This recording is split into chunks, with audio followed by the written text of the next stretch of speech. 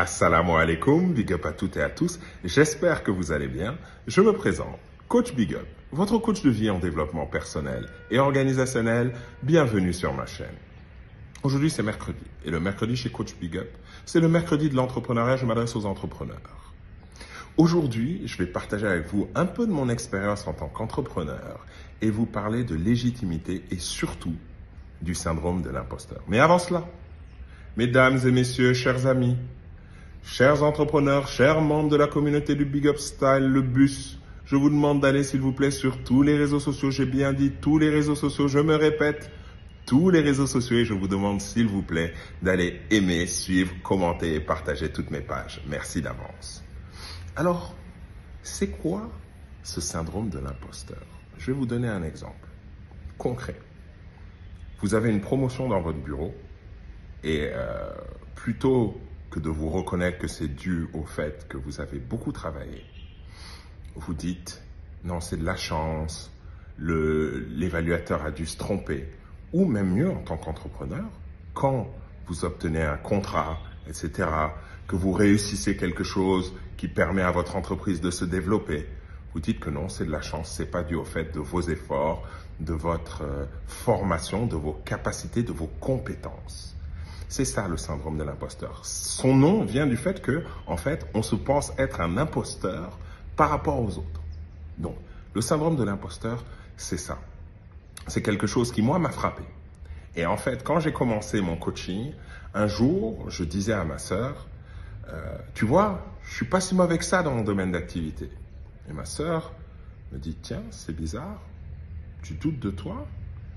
Pourtant, tu es bon, tu donnes de bons conseils, moi je le vois autour de toi, etc. Tiens, c'est bizarre. Et ça ne s'est pas reproduit qu'une fois.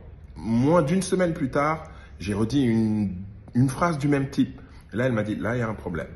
Et en fait, ça m'a emmené à réfléchir et à me remettre en question. En fait, je mettais de côté le fait que j'ai passé des heures à lire des livres, j'ai passé des examens que j'ai réussi.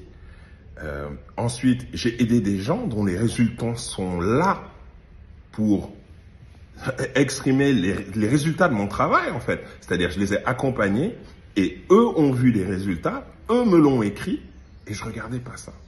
Et en fait, j'ai envie de vous dire, pour dépasser le syndrome de l'imposteur, il faut se rappeler que l'énergie va dans la direction où portez votre attention. Et portez votre attention sur ce que vous faites de bien. N'oubliez pas, quand vous réussissez quelque chose, célébrez-le. Ce n'est pas forcément quelque chose d'énorme, mais célébrez-le. Moi, par exemple, quand je finis mon sport le matin, je lève toujours les bras au ciel. Parce que quand on lève les bras au ciel, on sécrète de la testostérone, qui est l'hormone de la confiance en soi. Célébrez. Écrivez chaque soir 3 petites choses, ça n'a pas besoin d'être long, des points, 3 choses dont vous êtes fiers, 3 choses que vous avez réussi. Prenez le temps de vous donner de la valeur, parce que si vous ne vous donnez pas de la valeur, ne vous attendez pas à ce que les autres vous en donnent. Vous êtes compétent, vous êtes capable, acceptez-le et valorisez-le. Vous verrez, ça va avoir un impact sur les autres.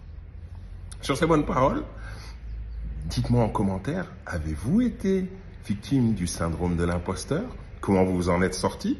Quelles clés vous allez appliquer dès maintenant? Sur ces bonnes paroles, je vous remercie de nous avoir suivis jusqu'au bout et je vous souhaite une excellente soirée pleine de bonnes choses. Big up la familia.